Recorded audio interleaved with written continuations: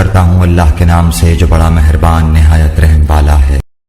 عمر بن خطاب رضی اللہ عنہ جمعے کے دن کھڑے خطبہ دے رہے تھے کہ اتنے میں نبی اکرم صلی اللہ علیہ وسلم کے اگلے صحابہ مہاجرین میں سے ایک بزرگ تشریف لائے، یعنی حضرت عثمان رضی اللہ عنہ۔ عمر رضی اللہ عنہ نے ان سے کہا، بھلا یہ کون سا وقت ہے؟ انہوں نے فرمایا کہ میں مشغول ہو گیا تھا اور گھر واپس آتے ہی اذان کی آواز سنی، اس لیے میں وضو سے زیادہ اور کچھ غسل نہ کر سکا۔ حضرت عمر رضی اللہ عنہ نے فرمایا کہ اچھا وضو بھی، حالانکہ آپ کو معلوم ہے کہ نبی کریم صلی اللہ علیہ وسلم غسل کے لیے فرماتے تھے۔ صحیح بخاری حدیث نمبر 878 کہ رسول اللہ صلی اللہ علیہ وسلم نے فرمایا کہ جمعے کے دن ہر بالغ کے لیے غسل ضروری ہے۔ صحیح بخاری حدیث نمبر 879 کہ رسول اللہ صلی اللہ علیہ وسلم نے فرمایا کہ جمعے کے دن ہر جوان پر غسل، مسواک اور خوشبو لگانا اگر میسر ہو ضروری ہے۔ عمرو بن سلیم نے کہا کہ غسل کے متعلق تو میں گواہی دیتا ہوں کہ وہ واجب ہے، لیکن مسواک اور خوشبو کا علم اللہ تعالیٰ کو زیادہ ہے کہ وہ بھی واجب ہیں یا نہیں، لیکن حدیث میں اسی طرح ہے۔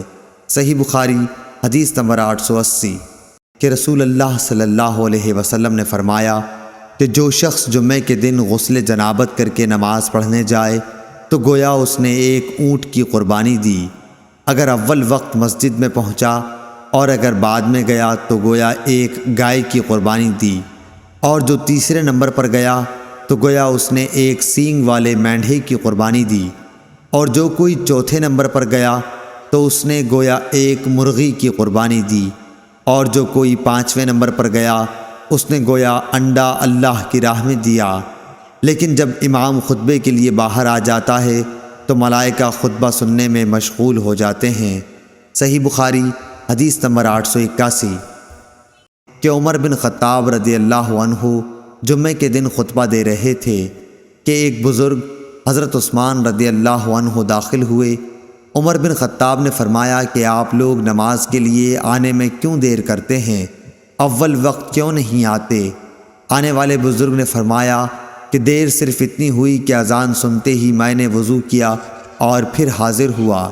آپ نے فرمایا کہ کیا آپ لوگوں نے نبی کریم صلی اللہ علیہ وسلم سے یہ حدیث نہیں سنی ہے کہ جب کوئی جمعے کے لیے جائے تو اسے غسل کر لینا چاہیے؟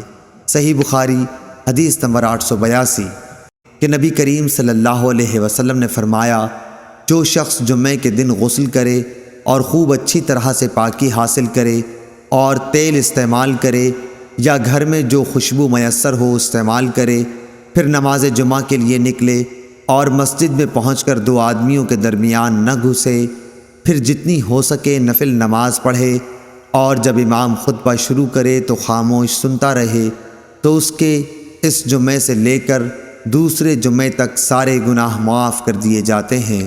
صحیح بخاری حدیث نمبر 883 رسول اللہ صلی اللہ علیہ وسلم نے فرمایا ہے کہ جمعے کے دن اگرچہ جنابت نہ ہو لیکن غسل کرو اور اپنے سر دھویا کرو اور خوشبو لگایا کرو۔ ابن عباس رضی اللہ عنہ نے کہا کہ غسل کا حکم تو ٹھیک ہے لیکن خوشبو کے متعلق مجھے علم نہیں۔ صحیح بخاری حدیث نمبر 884 آپ نے جمعے کے دن غسل کے بارے میں نبی کریم صلی اللہ علیہ وسلم کی حدیث کا ذکر کیا تو میں نے کہا کیا تیل اور خوشبو کا استعمال بھی ضروری ہے؟ آپ نے فرمایا کہ مجھے معلوم نہیں۔ صحیح بخاری حدیث نمبر 885